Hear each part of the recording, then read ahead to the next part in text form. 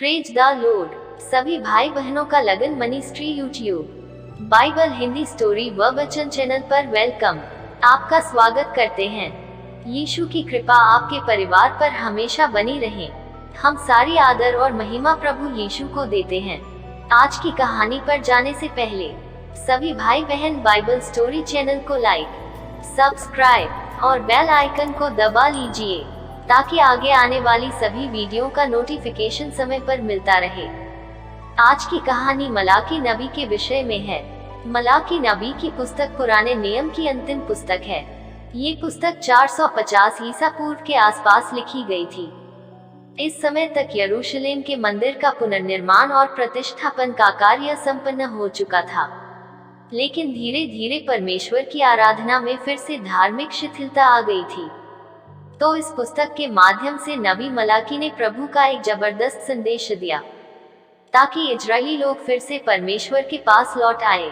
मलाकी, जिसके नाम का अर्थ है परमेश्वर का दूत, अर्थात परमेश्वर के द्वारा भेजा गया एक खास व्यक्ति। मलाकी शायद एजरा व नहम्याह के समय में रहने वाला परमेश्वर का सच्चा नबी था। ये किताब हमें आध्यात्मिक शिक्षा, यहोवा की कार्यशाली और सामाजिक मुद्दों के बारे में भी बयान करती है। जब निर्वासन के दौरान इजराइल के लोग यरूशलेम में फिर से वापस आए थे और वे दोबारा से परमेश्वर से दूर होते जा रहे थे, तब परमेश्वर के इस सच्चे नबी ने उनको इस पुस्तक के द्वारा समझाया और भविष्यवाणी की थी। इस कहानी के द्वारा हम इस पुस्तक से बहुत कुछ सीखेंगे, इसके गहन संदेशों को भी जानेंगे और पुराने नियम में इसके महत्व को भी समझेंगे। इस पुस्तक के वचन आज भी सभी विश्वासियों को एक सच्चा मार्गदर्शन दिखाती है, जैसे बाइबल के समय में भी यह पुस्तक लोगों को भी विश्वास, आज्ञाकारिता और धार्मिकता को सिखाती थी। मलाकी की पूरी पुस्तक में परमेश्वर पश्चाताप और हृदय के सच्चे परिवर्तन की मांग करता है। वह चाहता है कि उसके लोग अपने पापी मार्गों से फिरें और पूरे मन व सच्चे हृदय से उसके पास लौटें, तथा परमेश्वर आराधना में ईमानदारी के महत्व पर भी जोर देता है। लोगों द्वारा चढ़ाए गए बलिदानों को भी प्रमाणित करता है। आमीन, हालेलुया। यहोवा इस्राएल से प्रेम करता है और अपने लोगों के साथ एक सच्चा संबंध चाहता है। इस्राएल के विश्वासघात और भ्रष्ट आचरण ने यहोवा को अप्रसन्न किया है। यहोवा लोगों को शुद्ध करने और उचित उपासना को फिर से स्थापित करने के लिए एक दूत भेजता है। परमेश्वर सच्चा पश्चाताप और हृदय का वास्तविक परिवर्तन चाहता है। मलाकी के एक वचन के शुरू से लिखा है। मलाकी के द्वारा इस्राएल के विषय में कहा हुआ यहोवा का भारी वचन। यहोवा ये कहता है, मैंने तुमसे प्रेम किया है, परंतु तुम पूछते हो, तूने किस बात में हमसे प्रेम किया है? यहोवा की यह वाणी है, क्या एसाव याकूब का भाई न था? तो भी मैंने याकूब से प्रेम किया, परंतु एसाव को अप्रिय जानकर उसके पहाड़ों को उजाड़ डाला और उसकी बबौती को जंगल के गीदड़ों का कर दिया है। अदोम कहता है, हमारा देश उजड़ गया है, परंतु हम खंडहरों को फिर कर बसाएंगे। सेनाओं का यहोवा कहता है, वे बनाए भी, परंतु मैं ढा दूंगा। उनका नाम दुष्ट जाति पड़ेगा और वे ऐसे लोग कहलाएंगे जिन पर यहोवा सदैव क्रोधित रहे। तुम्हारी आंखें इसे देखेंगी और तुम कहोगे, यहोवा का प्रताप इस्राएल के सिवाने की परली ओर भी बढ़ता जा। पुत्र पिता का और दास स्वामी का आदर करता है।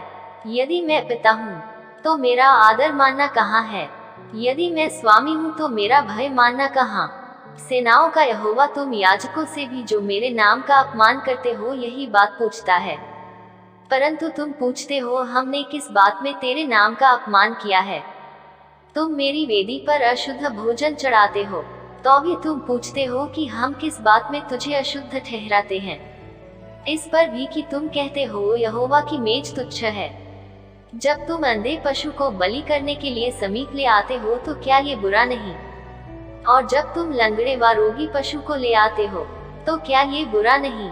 अपने हाकिम के पास ऐसी भेंट ले आओ, क्या वह तुमसे प्रसन्न होगा व तुम पर अनुग्रह करेगा? सेनाओं के यहोवा का ये वचन है। और अब मैं तुमसे कहता हूँ, ईश्वर से प्रार्थना करो कि वह हम लोगों पर अनुग्रह करे। ये तुम्हारे हाथ से हुआ है, तब क्या तुम समझते हो कि परमेश्वर तुम में से किसी का पक्ष करेगा?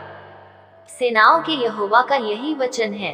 भला होता कि तुम में से कोई मंदिर के किवाड़ों को बंद करता कि तुम मेरी वेदी पर व्यर्थ आग जलाने न पाते। सेनाओं के यहोवा का ये वचन है, मैं तुमसे कदापि प्रसन्न नहीं हूँ और न तुम्हारे हाथ से भेंट ग्रहण करूंगा, क्योंकि उद्याचल से लेकर अस्ताचल तक अन्य जातियों में मेरा नाम महान है, और हर कहीं मेरे नाम पर धूप और शुद्ध भेंट चढ़ाई जाती है। सेनाओं के यहोवा का यही वचन है। परंतु तुम लोग उसको ये कहकर अपवित्र ठहराते हो कि यहोवा की मेज अशुद्ध है, और जो भोजन वस्तु उस पर से मिलती है वह भी तुच्छ है। फिर तुम ये भी कहते हो कि यह कैसा बड़ा उपद्रव है। सेनाओं के यहोवा का ये वचन है, तुमने उस भोजन वस्तु के प्रति नाक भान सिकुड़ी और अत्याचार से प्राप्त किए हुए और लंगड़े और रोगी पशु की भेंट ले आते हो। क्या मैं ऐसी भेंट तुम्हारे हाथ से ग्रहण करूं? यहोवा का यही वचन है। जिस छली के झुंड में नर पशु हो, परंतु वह मन्नत मानकर परमेश्वर को बरजा हुआ पशु चढ़ाए, वह शापित है।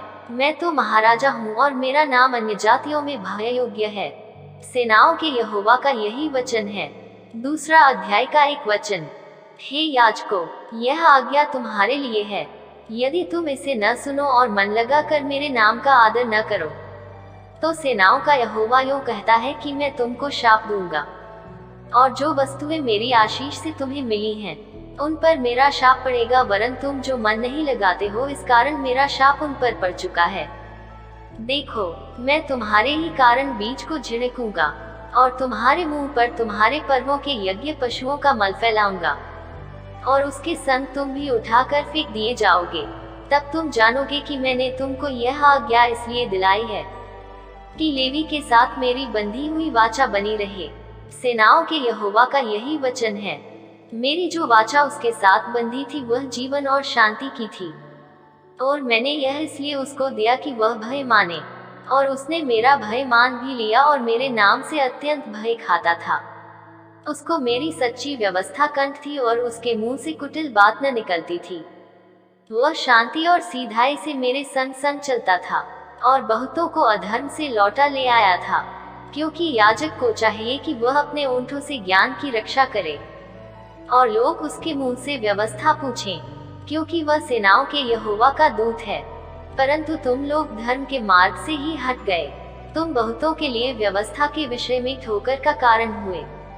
तुमने लेवी की वाचा को तोड़ दिया है। सेनाओं के यहोवा का यही वचन है, इसलिए मैंने भी तुमको सब लोगों के सामने तुच्छ और नीचा कर दिया है, क्योंकि तुम मेरे मार्गों पर नहीं चलते, वरन व्यवस्था देने में मूल देखा विचार करते हो। क्या हम सबों का एक ही पिता नहीं? क्या एक ही परमेश्वर ने हमको उत्पन्न नहीं किया? हम क्यों एक दूसरे का विश्वासघात करके अपने पूर्वजों की वाचा तोड़ देते हैं? यहूदा ने विश्वासघात किया है और इस्राएल में और यरूशलेम में घृणित काम किया है, क्योंकि यहूदा ने बिराने देवता की कन्या से विवाह करके यहोवा के पवित्र स्थान को जो उसका प्रिय है अपवित्र किया है। जो पुरुष ऐसा काम करे उसके तंबुओं में से याकूब का परमेश्वर उसके घर के रक्षक और सेनाओं के यहोवा की भेंट चढ़ाने वाले को यहूदा से काट डालेगा। फिर तुमने ये दूसरा काम किया है कि तुमने यहोवा की वेदी को रोने वालों और आहें भरने वालों के आंसुओं से भिगो दिया है, यहाँ तक कि वह तुम्हारी भेंट की ओर दृष्टि तक नहीं करता और न प्रसन्न होकर उसको तुम्हारे हाथ से ग्रहण करता है।